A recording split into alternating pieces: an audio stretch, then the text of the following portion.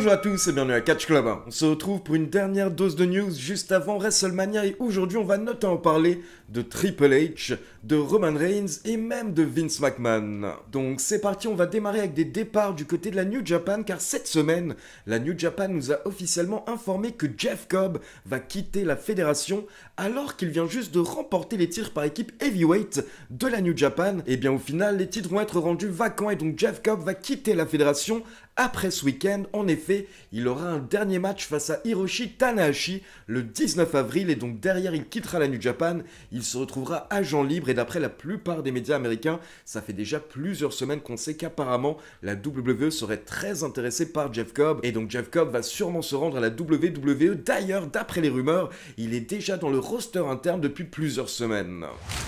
Mais attention, ce ne sont pas les seuls départs du côté de la New Japan car cette semaine, la fédération a également annoncé les départs de Bushi et Tetsuya Naito, l'une des plus grandes stars de la fédération, l'enfant littéralement de la maison. Et les deux catcheurs, donc Bushi et Naito, vont encore effectuer quelques dates avec la New Japan jusqu'au 4 mai et derrière, les deux seront agents libres. Et là, ce sont vraiment deux grosses surprises, deux gros départs car ce sont deux des catcheurs les plus utilisés par la fédération. Et c'est encore plus choquant pour Naito, comme je vous l'ai dit, qui est l'une des méga stars de la New Japan. Mais surtout maintenant, on se demande tous quelle va être la suite pour Naito car honnêtement, il n'est pas trop vieux, il a 42 ans, mais il est en mauvais état d'un point de vue physique, il galère de plus en plus physiquement, donc je me demande vraiment quelle va être la suite, sachant que d'après les médias américains, la AEW ne serait pas intéressée par Tetsuya Naito, donc il devrait se diriger vers une autre fédération, pourquoi pas l'un des concurrents de la New Japan au Japon, c'est-à-dire la All Japan ou encore la Pro Wrestling Noah.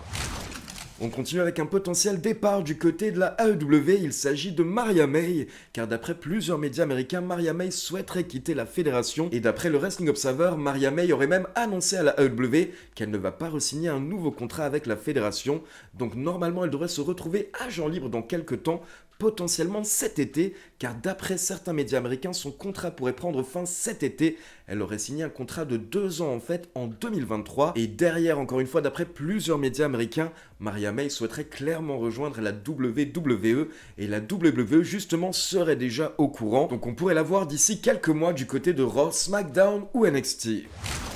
On continue avec une petite news par rapport à l'ordre des matchs pour WrestleMania 41. Et là, on va juste parler des openers, donc le premier match de la nuit 1 et de la nuit 2. Car d'après le média américain WrestleVotes, le match entre Jey Uso et Gunther pour le titre World Heavyweight devrait être l'opener de la nuit 1. En tout cas, à l'heure actuelle, c'est ce qui est prévu. Et concernant la nuit 2, c'est le match entre Io Sky, Bianca Belair et Rhea Ripley qui devrait ouvrir le show. Mais comme d'habitude, WrestleVotes précise que les plans peuvent changer au dernier moment. Et dernier petit rappel au passage pour ceux qui ne sont pas au courant, rendez-vous samedi soir et dimanche soir à 1h du matin sur la chaîne Twitch Catch Club pour les live react WrestleMania. Donc samedi soir, je vous commenterai la nuit 1 en direct et dimanche soir, je vous commenterai la nuit 2 en direct. On passe à la partie résumé d'interview et on va démarrer avec Triple H qui forcément multiplie les interviews juste avant WrestleMania 41. Triple H qui a abordé plein de sujets différents et forcément lui a posé des questions par rapport à Vince McMahon et sa relation avec Vince McMahon. Donc voici ce que Triple H a déclaré, vous le verrez. Au début, il a tenté de dire du bien de Vince McMahon, mais derrière, il a également expliqué qu'il ne s'entendait plus forcément d'un point de vue professionnel avec Vince. Donc voici ce que Triple H a déclaré. Je ne serais pas là où je suis à l'heure actuelle sans Vince. Il a vu quelque chose en moi, il a vu que j'étais intéressé par le côté créatif et que je n'étais pas mauvais. J'ai appris des choses en étant sous l'aile de Vince, j'ai appris des choses en étant aux côtés de Pat Patterson, j'ai appris des choses quand j'ai démarré NXT, j'ai appris des choses de Taker, de Shawn Michaels, de Bret Hart, de tous les gens avec qui j'ai bossé, mais quand vous apprenez des choses, et en particulier de vos mentors, vous apprenez ce qu'il faut faire et également ce qu'il ne faut pas faire. Et concernant Vince, il y avait certains points qui me dérangeaient par rapport à la manière dont il gérait les choses et certains côtés de sa personnalité. Il dirigeait d'une manière totalement différente de la mienne. Et par exemple, quand je dirigeais NXT, il venait me voir et il me demandait pourquoi est-ce que tu as fait ça comme ça ? Et je lui répondais simplement parce que ça fonctionne pour moi de cette manière. Et en gros, il était beaucoup plus contrôlant et en particulier quand il a vieilli. Par exemple, quand j'ai démarré à la WWE puis qu'on a lancé DX, on faisait notre propre truc et personne nous donnait des scripts. Et la plupart du temps, quand on retournait en coulisses après nos segments, il était en train de nous gueuler dessus en disant que l'émission va se faire retirer des ondes. Mais nous, on s'en fichait un petit peu et on recommençait les semaines suivantes. Et petit à petit, ça a commencé à vraiment prendre, à vraiment marcher. Les ratings ont changé, on faisait de plus en plus de business. Et là, d'un coup, un jour, on arrive au boulot et quelqu'un nous tend une feuille de papier, donc on demande qu'est-ce que c'est et on nous explique que c'est ce que Vince souhaite que l'on dise ce soir. Et j'ai répondu quoi ? Ce n'est pas Vince McMahon qui nous dit ce qu'on doit dire. Mais quelqu'un m'a répondu en disant que maintenant c'est le cas. Donc au final on est allé le voir dans son bureau pour lui expliquer que ça ne nous ressemble pas, ce n'est pas nous, le texte ne collait pas. Et il faut également comprendre qu'à cette époque moi j'étais plus jeune, j'étais nouveau, mais Shawn Michaels avait un peu plus d'expérience. Donc au final on a tenté de lire le texte une fois ou deux mais ça ne collait pas, on s'est embrouillé et derrière il nous a dit « C'est ce que je souhaite que vous disiez, donc maintenant allez le faire ». Mais là Shawn Michaels a pris la feuille, il en a fait une boule et il l'a jetée devant Vince en disant qu'il ne dira pas cette merde. Et derrière on est sorti de son bureau et là moi je me suis dit wow, on va se faire virer. Donc il y avait des moments où il devenait vraiment contrôlant par rapport à certaines choses et il était très spécifique par rapport à ce qu'il voulait. Après, c'est son choix et c'était son droit, c'était lui le boss.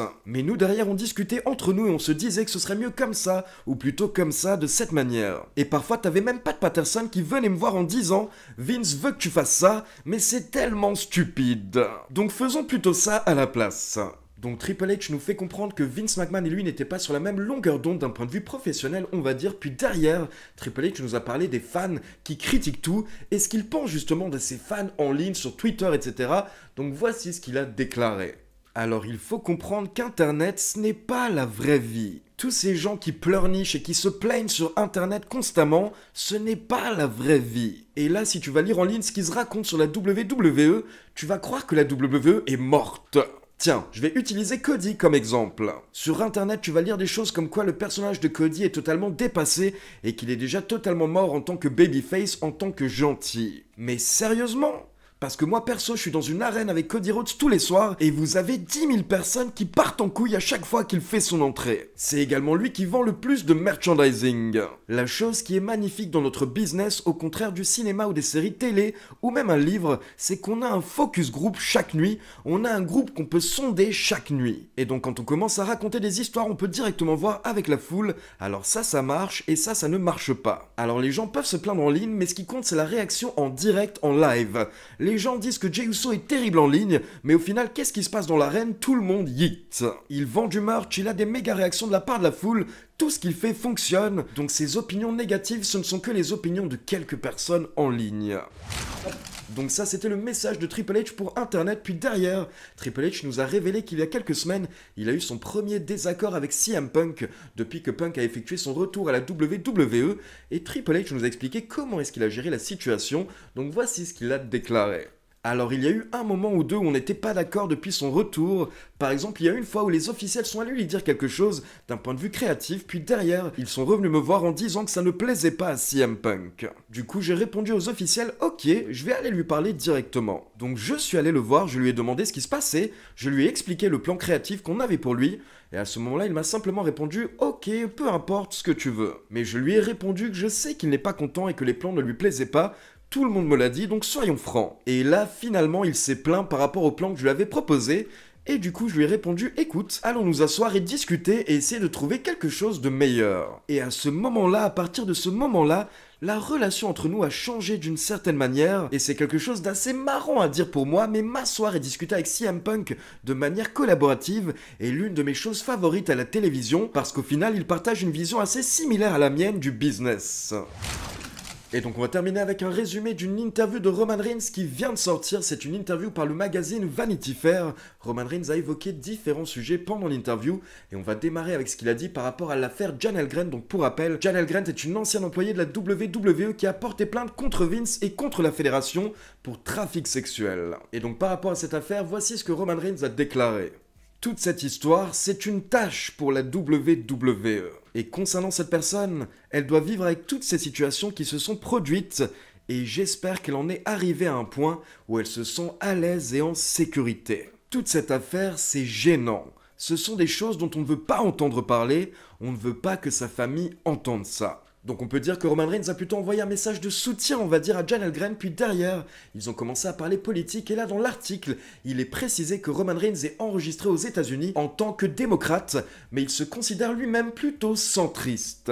Puis en parlant des dernières élections présidentielles américaines, Roman Reigns a déclaré « Il n'y avait qu'une seule personne qui nous donnait des informations, il n'y avait qu'une seule personne qui nous donnait des réponses, donc le choix était facile. » Du coup, à ce moment-là, le journaliste a demandé à Roman Reigns s'il soutenait Donald Trump, et voici ce que le OTC a répondu. « Je soutiens notre président. Donald Trump est l'un de ces types qui a une énorme histoire, un énorme passé, un gros background. Il a fait du divertissement, il a été au sommet niveau business et il a fait de la politique. Et en gros, à l'heure actuelle, moi, tout ce que je souhaite, c'est d'avoir un beau futur pour notre pays, avec un leadership positif et compétent. Et il faut que nous soyons ce que nous sommes censés être, c'est-à-dire un leader mondial qui obtient le respect et qui se comporte comme un leader mondial devrait le faire. Donc Roman Reigns soutient Donald Trump, même si, comme je vous l'ai dit, c'est précisé qu'il se considère lui-même plutôt comme un centriste, et à côté de ça, il a également précisé qu'il y a certaines choses qui lui déplaisent chez Donald Trump, notamment le fait de tout le temps attaquer, on va dire, ses adversaires, et ce côté antagoniste.